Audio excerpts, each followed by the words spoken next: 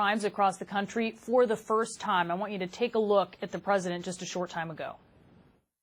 The anti-Semitic threats targeting our Jewish community and community centers are horrible and are painful and a very sad reminder of the work that still must be done to root out hate and prejudice and evil.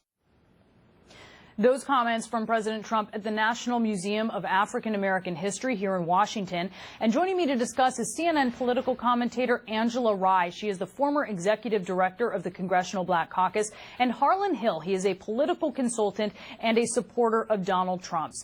Harlan, I want to ask you about this because I know that you're hearing some of the criticism of Donald Trump, and I imagine people who support him like you may say, okay, he gets criticized for not saying this, and then he's criticized for not saying it soon enough. But I'm going to ask you that question because 67 bomb scares since the beginning of January, a Jewish cemetery desecrated yesterday. Why do you think that President Trump spoke out now, and why do you think it did take him so long to do so?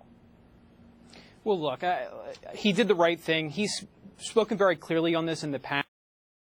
He's acknowledged that his own daughter is Jewish, his grandchildren are Jewish, that this is something near and dear to him. You know, people can say that he didn't act quick enough to condemn these specific attacks, but in terms of the rise of anti-Semitism, he's been very clear in terms of pushing that to the side and saying that it's totally unacceptable in modern America. But so, I mean, it's a question of timing, but... Well, but there have also been things like retweeting images that were put out by anti-Semites and then, you know, not really taking responsibility for it. There have been some things he's done that are very questionable. And given every opportunity, especially I'm thinking, let's just talk about his president at these press conferences. He wasn't, for a guy who is so hair-triggered to condemn things that really get him going, whether it's Nordstrom not carrying his daughter's clothing line anymore, or it's an attack that didn't happen in Sweden, why doesn't he feel that same hair trigger to condemn these kinds of things if it really is something so near and dear to his heart, Harlan?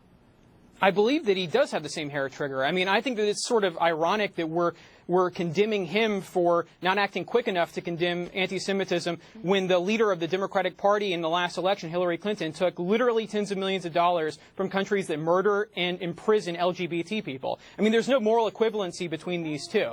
So, you know, I believe very, very firmly that, you know, he's on the right side of history on this. He's condemned anti-Semitism repeatedly. He came out today and spoke even clearer in terms of his condemnation. And I don't know what else we want from him. Angela, does Donald Trump get credit for speaking in more clear terms, which I think is undeniable? When you read that statement today, that could have been any president. Does he get credit for that?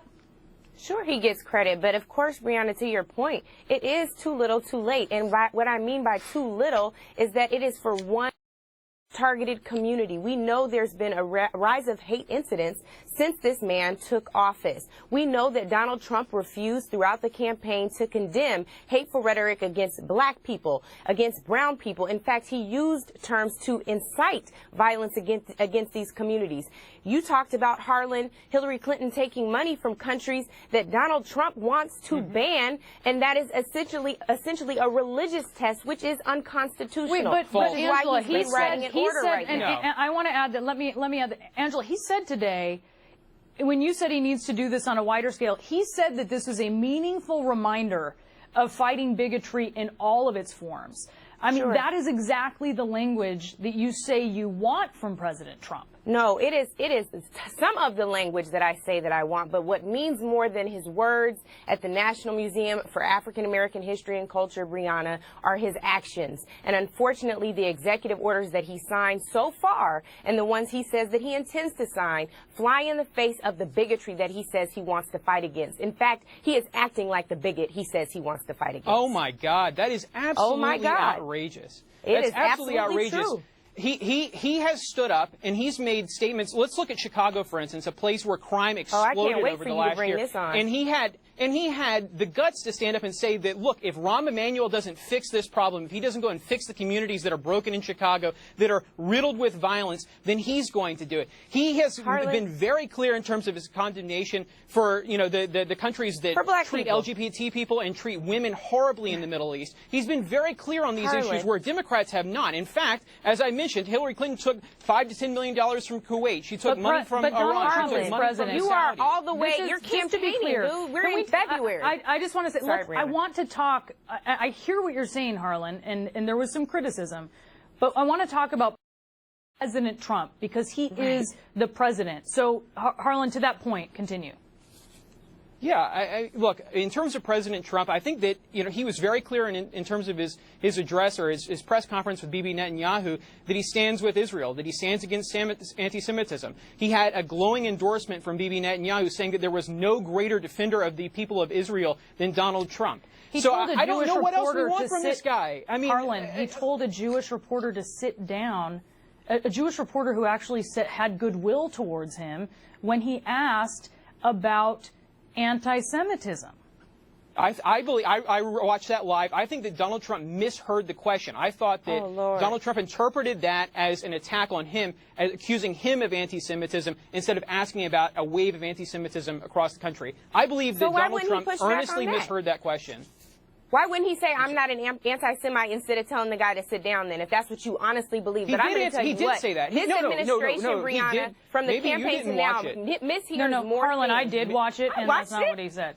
He said there will be a lot of love, but he didn't say, he did not disavow it in clear language. Like, and I'm going to leave it there. Just to be clear, did he agree with that sentiment? No, but he did not disavow it in clear terms like you are describing right now. This is slanderous. That happened with We're making a baseless accusation. We're making a baseless accusation against the President of the United States, accusing him of being anti-Semitic when his grandchildren are That's not what happened. No, we are not. That is what Harlan, I just need to jump in here. Harlan, no, that is not what we are doing. We are talking about his language condemning anti-Semitism. That doesn't necessarily mean that we are accusing him of being anti-Semitic. I just want to be clear about that. But inherent in that, if you're saying that he doesn't very clearly condemn anti-Semitism, then you must be saying that that's a tacit endorsement of anti-Semitism. Well, you may be inferring that, but that's not what I'm saying, Harlan.